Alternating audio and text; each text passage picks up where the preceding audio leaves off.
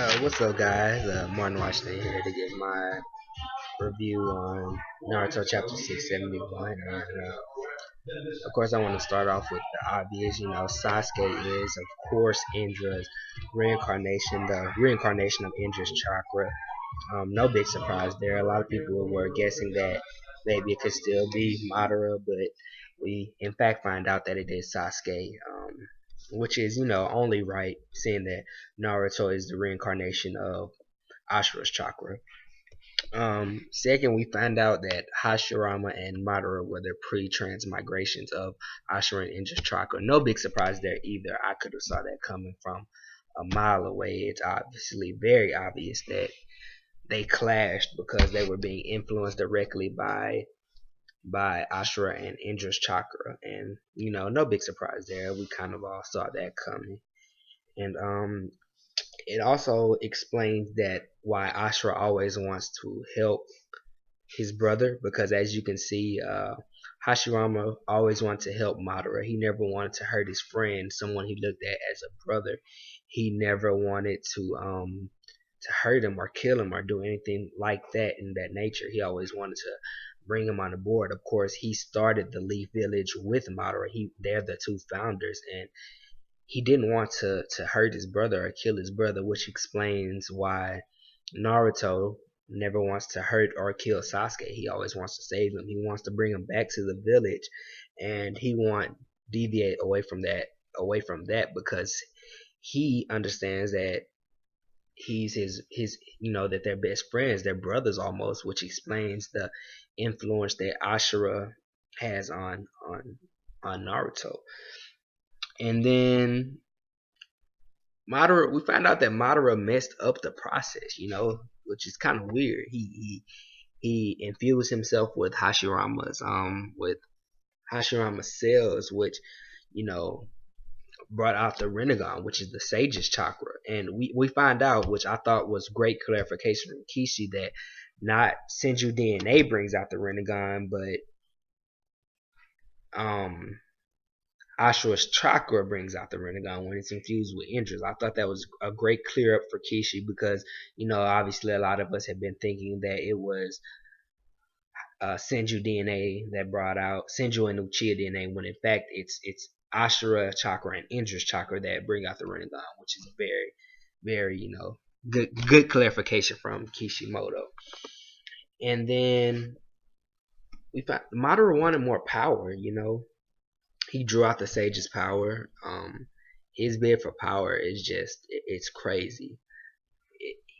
That's why we have this entire situation, because his bid for power. And I'm starting to believe that this wasn't so much Indra's goal. Some of Madara's personal goals also got tied into this, and I think that's a big thing. And then we find out about Kaguya. She's the wielder of the Byakugan and the Sharingan's power, and I thought that was very interesting from Kishimoto, not to say that she had the Sharingan, but she had the Sharingan's power, which when you look on her forehead, you see, of course, the eye that resembles the Sharingan. And me personally, I don't know what you guys think, but I don't think that that's the actual Sharingan. I think that's more of a Jubi eye, the eye the Jubi has, and I have to think that that's a terrifying power, and that's what she had, that's what she used, and along with the Byakugan, it says she possessed a horrible, gruesome dojutsu power, which would explain her just being on an entirely different level when it comes to this chakra, because stated by the Sage, she's more powerful than him. So that explains, her power and her level of chakra, which is crazy. And speaking of Kaguya, we see on the Sage's forehead, he also has a little Rinnegan ripple pattern, I would describe it as. I don't really know, and we all know I'm starting to think that the Rinnegan is an evolution, or a evolution of the Jubi eye, from seeing this how the Sage had it. And could that represent the ties between Kaguya and the Sage, to show that, of course, no, he didn't lose control of his powers like his mother did, but he did have problems with the power because he didn't know what to do with it. He struggled between his older son and his younger son, with he eventually choosing Ashura to be the successor of Ninshu or Ninjutsu, whatever you want to call it. And he looked over his other brother, thus his other son, thus creating the cycle of hatred that we see, the cycle of constant fighting and strife and warring between, Ashura and Indra. And where does Kaguya tie into all of this? What did she become? We need more progression on her character. A lot of people think that she became the Reaper Death Seal. I don't think that idea is far fetched at all. I came up with that idea too, with that assumption from looking at the cloak from in the panel of 671.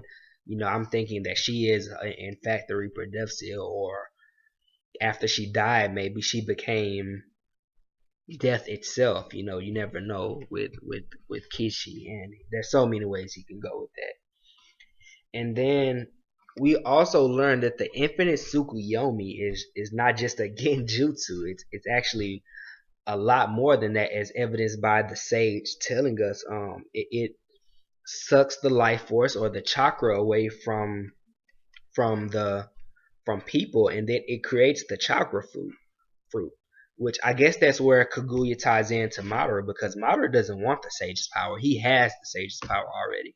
He wants to create that fruit so he can have Kaguya's power, which I think is very interesting. I guess that answers my question of where Kaguya does really tie into this entire situation. And then we get the Tail Beast. They pop up in this chapter, which I thought was incredible, because what the Tail Beasts are telling me is that they're gonna take Naruto's power to an entirely new level. Ashura didn't have the Tail Beast. He didn't have their power.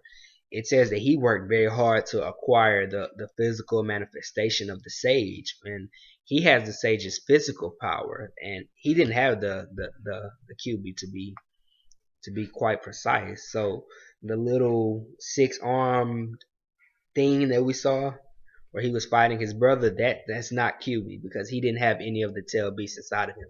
That's strictly his physical manifestation.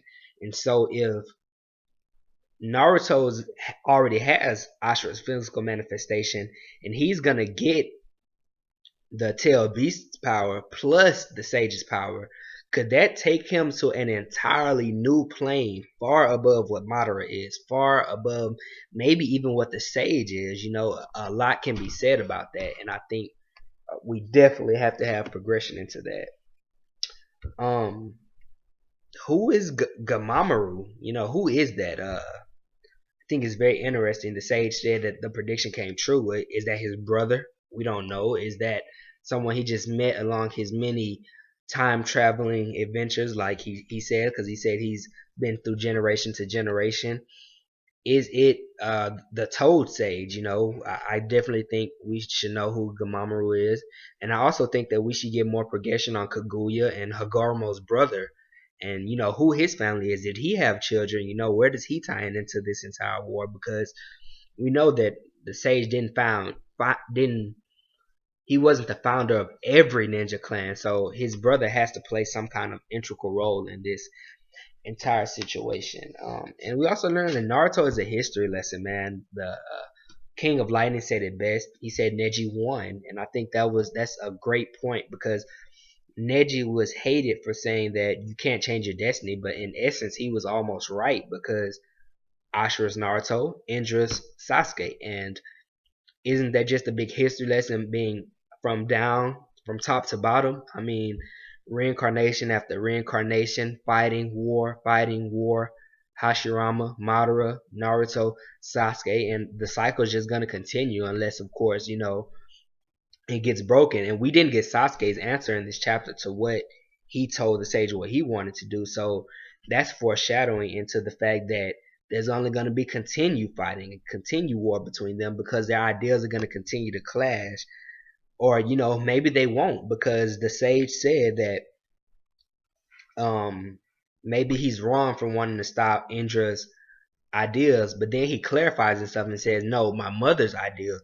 So does that show that Indra, it's not really his idea to take over the world and to do things, in a tyrannous way? Maybe he's just trying to show his dad that there's more than one way to do something. Maybe that's Indra's, goal in all of this. And I thought that was awesome to get that clarification because, you know, I don't think he wants to just take over the world. I think there's more to this than we're here. But I think he wants validation from his dad and from his brother to show them that we can do this together. And I just think that's a very awesome point. And I hope that's where the cycle gets broken. I hope that's where Indra goes with this. I hope he realizes that, Naruto wants to be with him. He wants to help Sasuke, and which is his reincarnation. I hope, the cycle ends. And then I thought it was very interesting that they woke up at the end. Naruto and Sasuke did. I think that's gonna be very fun in the next chapter. They're waking up at the end. I don't know if a lot of people noticed that they're getting up, so I thought that was very cool. And then where is Kishi going with the next chapter? Because honestly, Guy and Madara, quite frankly, I don't give a fuck about Guy and Madara right now. Madara has almost become completely irrelevant in this entire storyline compared to what the sage is giving us on him, himself, his sons, and his mother. The power that Madara has right now, it almost seems irrelevant compared to what the sage of the sixth path is speaking of. And it's going to be very interesting to see where Kishi goes with this next chapter. If he goes to Madara and Guy, or if he goes to Naruto and Sasuke joining the battlefield, which then I wouldn't have a problem. But I kind of want more progression on Naruto and Sasuke and Ogoromo and his family. And just tell me what you think, guys. Leave comments, subscribe, like.